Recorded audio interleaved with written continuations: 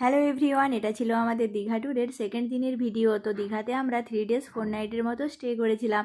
দ্বিতীয় দিনে দীঘাতে আমরা কোথায় কোথায় গেলাম, কী কী দেখলাম এবং কত টাকা খরচ হলো সবই তোমাদের সাথে শেয়ার করতে চলেছি।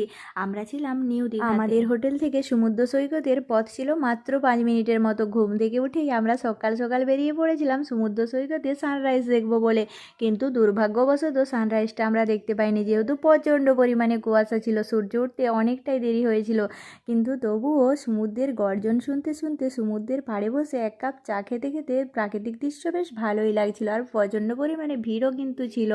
আর ফেরার পথে নিয়েছিলাম কিছু মোরব্বা আর গজা। তারপর হোটেলে এসে স্নান টান করে সোজা চলে এসেছিলাম নিচে ব্রেকফাস্ট করার জন্য।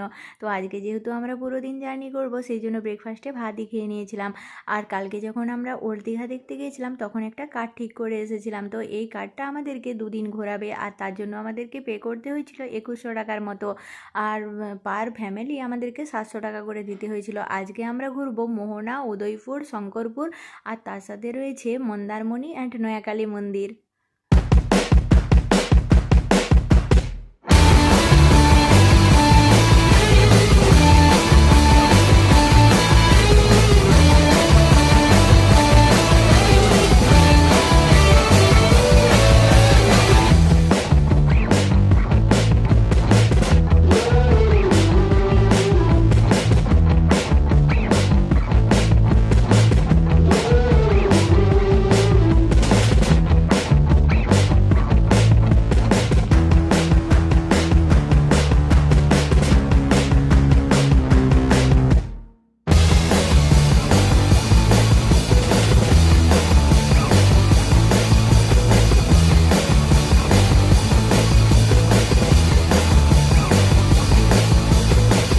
এখন বেজে গেছে ঘড়িতে বিকেল 5টার মতো, আর আমরা রয়েছি সুবর্ণরেখা নদীর তীরেতে।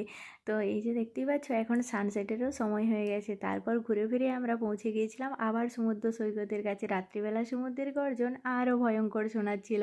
তো যাই হোক, সারাটা দিন ঘুরে ফিরে আমাদের বেশ ভালোই লেগেছে। আর তোমাদের ভিডিওটা কীরকম লেগেছে জানিও। চ্যানেলটাকে সাবস্ক্রাইব করে দেবে, ভিডিওটাকে লাইক। Bye bye.